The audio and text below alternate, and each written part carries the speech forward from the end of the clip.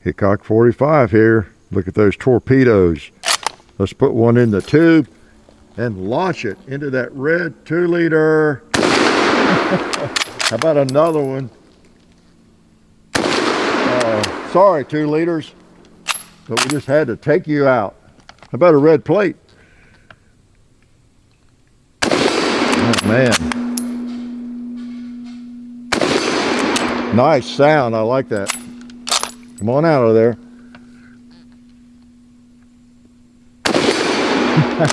It's pretty hard. Let's take out something. Oh, let's put one in the pumpkin. It won't do a lot to it maybe, but let's let him know we're here. I think we did, right? You know what I have? I have the, well, maybe you don't. If you can read, you do. It's a long branch, Lee Enfield. Yes, 303 Brit. And, I apologize. I've had this for a while. Picked it up at a military show in Alabama. I think it was Huntsville. Wow, when was that? It's been months and months and months. And I apologize for not bringing it to you sooner.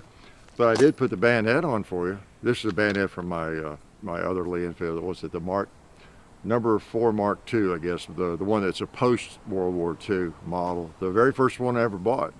And but this one is 1943, so we're totally empty, right? I always like to double check before I start messing with the muzzle, because when you're messing with a bayonet, you're kind of messing with the muzzle. There we go. It's an interesting bayonet, but they work. Yeah, I've used them in battle often, many times. Oh yes, this is a beautiful rifle, and I'm going to talk about it a little bit and shoot it some more because I enjoy it. I brought out the regular number 4, well, regular, made in England, and just to do a little bit of comparison. It's not fair in a lot of ways because this one is just in such good shape that I think it's become my favorite. Well, come on, bayonet, which way you go? There we go. It's not that way, right? There we go. This one is becoming my favorite, possibly. I like the Mark III a lot. So I think the Mark III and this one are my 2 favorite Lee Enfields, really, at this point. I had an original sling, and I took it off the number 4, that one, and put it on this long branch. So that tells you I like it, right? So I'll load it up and shoot it some more. The thing about this one is made in Canada, all right? I've gone through some of this in our first video on the number 4 on that video. I don't think we've done a chapter 2 with it, but I think in the main video I talked about that, how these were made, of course, in England by 3 different royal armories, and I think they set up and started making those in about 1941 in a big way. They got the design changed from the Mark III in around 39, maybe 40, and got them into production in like 41, I think. But these are the main World War II Lee Enfield, the number 4 Mark I. That's the thing to remember, okay? There are lots of models of these, the number 4 Mark I, the number 5, the Mark III. It can be confusing to me as well, but as far as the main battle rifles, Lee Enfields of World War II, at least the newest one, it was this number 4. Although the Mark III was used extensively. In fact, in New Zealand, this one was shipped to New Zealand, all right? And it's got the New Zealand markings. It has the number. They call that the census number or the New Zealand number. That top number is just like a rack number of some kind. The serial number on the rifle is below that, the one at the bottom with the L in it. Okay, and it's matching on the magazine, on the bolt, and it's all matching, which is cool too. But it's that L number. If you have one of these, you run across one, you've got the 2 numbers on that wristband. The top number is just, if it's a New Zealand firearm, or the one that was shipped to New Zealand, it's just their number, the New Zealand number, or whatever you want to call it. And so that's kind of cool. This went to New Zealand. All right. It's as I understand from my reading, this one may not have seen frontline action. It doesn't look like it's in really good shape. That New Zealand had helped out with supplies, war supplies to a great extent, and a lot of these were shipped from Canada to New Zealand as payment for all that, even after the war. And then during the war too, the number 4s I think were mainly used in rear echelon, okay, purposes, because they were using the Mark III. And so this one may not, can't brag about a lot of frontline use perhaps. You just don't never know. But it's in such good shape that, it may have been one that was shipped to them post-World War II. Don't know. It is 1943. It's right on it. So, and it's just a fine piece of wood. The finish and just everything. It's very nice. It's kind of the trade-off. In some ways, like that one's kind of beat up, and you've seen some. It's interesting to have an old world, surplus, whatever war it was used in, surplus rifle or handgun that is beat up and has been through the battles. That's kind of neat. And it's also kind of neat to have one that's in really, really good shape. Maybe it wasn't used a lot or at all, but it's old. And it's a really fine example of what they carried somewhere. So it's a trade-off. But anyway, let's take a couple more shots with this thing. 303 British, and what I do? Put 5 in. It does hold 10 rounds. Let's try for that red plate on the right. Get my feet stationed here.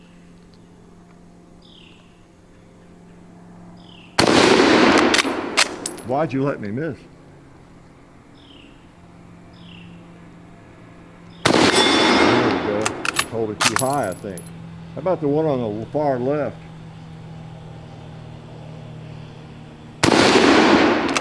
I might have the wrong side up. I'll put the other one up. See if that helps. Boom. I don't know. Probably just luck, one way or the other. How about, that orange 2-liter. 303 British. You've heard me talk about the 10-round magazine to some extent, and I can put 10 in without any trouble. When I shoot these, I typically don't use the clips, especially these. Sometimes on a Mauser I do because they work so well. I have I started to say a love-hate relationship with these clips. It's really not a love-hate. It's mostly just hate, okay? And I've seen videos of other people talk about these things and how it's hard to get them smoothed out to work well. And I'm sure soldiers, had no trouble with them, but I despise them pretty much. Okay, every time let me use one of these, you can't get the ammo out of it. Forget it. I don't even use the good ones sometimes, the ones that work well. I just enjoy taking the rounds, loose rounds, and popping them in there just like a bolt-action hunting rifle, to tell you the truth. Well, I was going to show you something. I'll show you after I take a few more shots. But it loads nicely. It holds, 10 rounds, like I say. I've talked about that too. And trashed the lead. No, I didn't trash it, but the 10 rounds I don't see as big an advantage as a lot of people do. Okay, not that I'm an expert in military firearms. Okay, let's do a little bowling just to show you I'm not. I'm not into the mad minute. I don't pull the trigger with my middle finger like you're supposed to, and I have no interest in it, don't care. It's just a nice bolt-action rifle for my purposes. Oh, a green 2-liter. And we haven't smoked any pot. Let's put one on that piece of pot down there. Yeah, there we go. We smoked a little pot. No, I think if you were up against a squad or whatever group of soldiers with a bunch of these, and they had the magazines fully loaded, and they were very proficient in firing these things, and can do the mad minute and all that, it's a formidable adversary, no doubt about it, because they can be fired very, very quickly, and you can start out with 10 rounds. So I don't deny that a bit. Just as you use those 10, then when you're reloading, you're just like everybody else. You're reloading, 5 or 6 in a clip. And so, I don't see the huge advantage after that. I don't even necessarily prefer the cock on close with these. That's the thing. A lot of people, this is their very favorite, and a lot of people will wax eloquently how this is the ultimate bolt action rifle or military rifle and all that. But I don't know. I mean, to me, it's just more natural for the force part of the cocking is to do it when you're pulling it backwards, not pushing it forward. That's a little bit awkward to me. But that's just me. I would, if I were having to take a bolt action rifle to war tomorrow, I would probably take a Mauser, with the R3 Springfield. That's just smooth, 5 rounds with the clip. Going so nicely and smoothly and everything. But I like this just fine. Beautiful rifle. And so with that said, let me show you before I forget. I'll shoot a little more. This is the number 4 Mark I, and this is the one made in England or in Canada. They started up, let's see, they gave contracts to, who was it, Small Arms Limited in Canada, as well as Savage Arms in the United States to make these, as they were making them in England, I think 3 different Royal Arms factories, and where that one was made. In Long Branch, Canada, which is a little village in Ontario, that is where they were making these. So that was, I think they didn't really start making these until about 42, maybe 42 up into the 50s. And they quit making them in Savage Arms, I think, quit making them after World War II. But then they cranked up again, I think, with Long Branch. They made them, longer, and they made almost 1 million total, okay? So you'll see these. It's like it says right on there. John's probably showing you number 4 Mark I, Long Branch, 1943. It's very clear. As you can see, that's in really good shape. It doesn't have all that nasty paint that this one has, that stuff, which is great. It keeps you from rusting and protects it and all that. But so this one just is so nice. There's a little bit of difference between the two. The sights are a little different. This has got the big flat flip up ladder sight. I think some of the Long Branch models do as well, but this one's very simplistic on this one. And I guess the key difference was in this is the Star model. It's the number 4 Mark I Star, and it has that's what they made, is the Savage and in Canada, and that's kind of like a .2 version, and it has a little bit different way for the bolt to come out. You just that little notch there, you flip that up, if I can get my finger on it, yeah, flip it up, and then the bolt comes all the way out, okay? You get him lined up in there and push him back down. It rides in that little groove there, okay? Now in this one, the regular, you just, right here, you flip it up with that, and that releases it, see? And then you pull the bolt out and you flip it up same way, but you got to push that little tab right there, all right? So it's a little different, don't have the notch up here. All right, so, but number 4 Mark I's, to me, the wood in this one is really nice, a lot nicer. I love this limb saber. They came with the limb sabers, I understand, during World War II. Just kidding. I like the brass butt plate on that one. But Canada did a good job. From my reading, a lot of people think that they might have made the best ones in terms of finish and just a nice gun. Did a good job on it. And I have to agree. I like this thing. It's one of my favorite bolt guns, I think, this particular one. It's not my very favorite, but I like this one.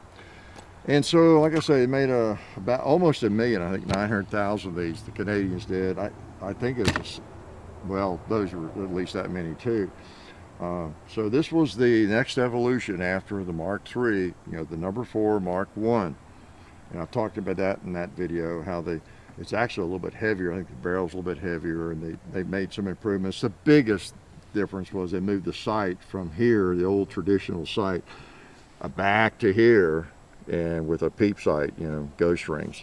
And that, as we know, makes a much better sight generally. Like the Garand or AR-15 and all that. So we'll shoot him again. And I can't think of anything else about the Canadian version. Like I say, these particular ones were shipped to New Zealand and at some point, and it made it here in my hands, made it to Alabama where I bought it. And I don't think there's like import marks other than, you know, the New Zealand marking. So it got to here without a lot of markings on it. So it's pretty cool. Like I say, it is matching. The bottom of that magazine has the serial number 25L and then the rest of it. And then up here on the stock, isn't that cool? All the markings on the stock are clear. So I consider it a pretty good find. Yeah, I remember that military show. It wasn't a very big one really, and it was kind of during COVID, and it was small. I wasn't even there very long, but I saw this thing right soon after I got there. The guy had it at his table, and yeah, I made a mental note of that thing, and I went through that show pretty quickly, but I came back and looked at it a second time and talked him out of it. I mean, it was for sale, so I didn't have to talk too much. But, you know, these old World War II, War I, you know, rifles, they're just something special about them, and they're fun to shoot. And they're not crazy expensive, just depending on condition, even still. And I haven't shot the target. Let's put one on that, see if I can hit the paper somewhere. Yeah. Let's go back over there and pop a little steel. How about that one in the middle with the black center? Let's see. All right. This would be a good deer gun for somebody that hunts. Did I ever hit the one on the right? Yeah, I did once. Let's try it again. Oh, yeah. Somebody put some white paint on that front sight, namely me, and it made it a little bit easier to shoot. Oh, I see some cinder block and a 2-liter on that barrel.